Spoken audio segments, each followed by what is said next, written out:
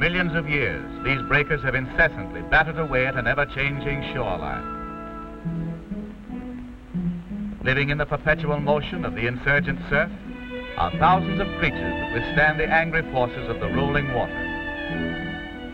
Animals most often associated with the sea are the common fish, seen swimming leisurely within the depths. There is the cowardly shark, stealthily stalking its prey, and the wolffish, with its ugly facial expression as it waits to pounce upon some unsuspecting crawling crab. Although less conspicuous, there are other innumerable denizens that abound on the ocean's floor. Great gardens of sedentary creatures, sea anemone as they are known, comprise a large group of simple animals. They possess form, symmetry, and the usual life processes associated with lower forms. A panoramic journey along the rocky shore reveals a multitude of extraordinary specimens. Some are extended like beautiful flowers in bloom. Others are folded in upon themselves, presenting a less attractive exterior. There are infinite varieties of these creatures, distributed throughout the oceans of the world. Some species burrow deep in the sand and project only their tentacles to entrap some passing animal. When contracted, the sea anemone appears to be merely a clump of dull material. Only when it unfolds is its true beauty revealed. As fish glide among the rocks, unaware of danger, and accidentally touch the flower-like growths, immediately the tentacles are brought into play. The apparently beautiful petals become stinging, paralyzing weapons, discharging thousands of torpedo-like projectiles into the body of its victim. Our object of beauty becomes in reality a voracious feeder that eats its victims alive. Contrasted to the viciousness of the sea anemone is a growth that resembles a mass of rocky spines. But on closer inspection, it is found to be a colonial form of animal, composed of hundreds of individuals living in harmonious association. Each one projects a mouth, surrounded with a multitude of silvery tentacles, with which to snatch some microscopic animal. These are related to the sea anemone, but have the power of secreting carbonate of lime to form a hardened case in which to live. From this secretion, coral is formed, and after thousands of years of growth, these animals have given rise to the great reefs and atolls or islands of the South Pacific Ocean. Contributing also to the formation of coral islands are other kinds of animals known as sea moss. They are lifeless and unattractive to the unaided eye, but through a powerful microscope they present a startling picture. Millions of these animals aggregate to form great growths, which in many cases weigh hundreds of pounds. Their form and grace may be appreciated as each individual of the colony projects a wall of tentacles to seek its prey. Then, if in danger, to dart back into its shell again. Little would they be recognized as being living animals, when as a whole they present themselves as an inanimate fern-like tree.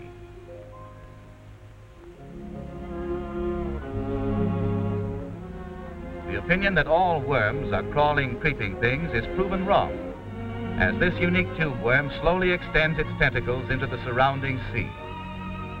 Like a giant volcano in eruption, the black lava-like tentacles shoot upward, then descend as a mass of falling molten rock.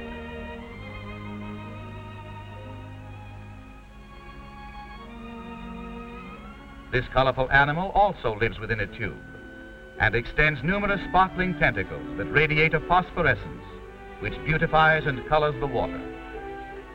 The door at the exterior of the animal's shell is composed of eggs embedded in a case. If danger threatens, the worm smoothly retreats behind the safety of a closed and locked door. Of all the delicate creatures existing, the most striking and bizarre is the sea brooch.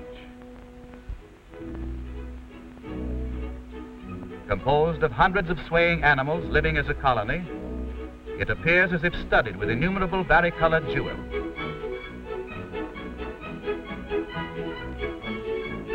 In iridescent grandeur, it sways in the currents and slowly moves in a series of graceful undulations. Related to the sea brooch is an odd group of plant-like animals that grow from the ocean's floor. This fragile individual is the parent of a small jellyfish. Extending from around the animal's mouth are numerous bud-like growths. These are its young. When grown, they will break off and swim freely about in the sea as jellyfish. In due time, the latter will fasten themselves to fixed objects, and after months of growth, will reach maturity.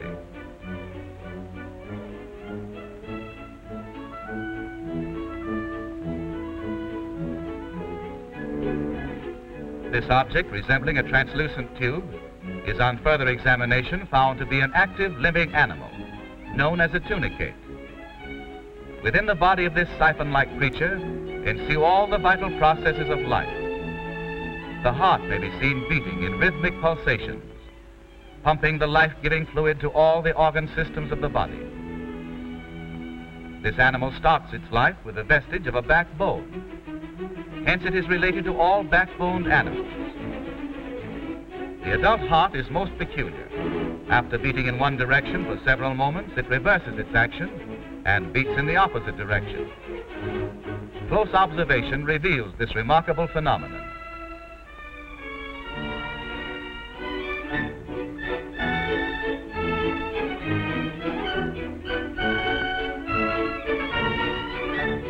It is bewildering to attempt to contemplate the plan or means by which the diversity of sea life assumed its present form. This beautiful creature, extending its graceful arms to search the sea, may be likened to a rocket bursting in the sky. By chance or plan, these animals have been placed in an environment that has developed characteristics superficially like flowers, but this is the extent of the similarity. The animal retreats again to share the obscurity of the myriad forms of living jewels in the depths of troubled waters.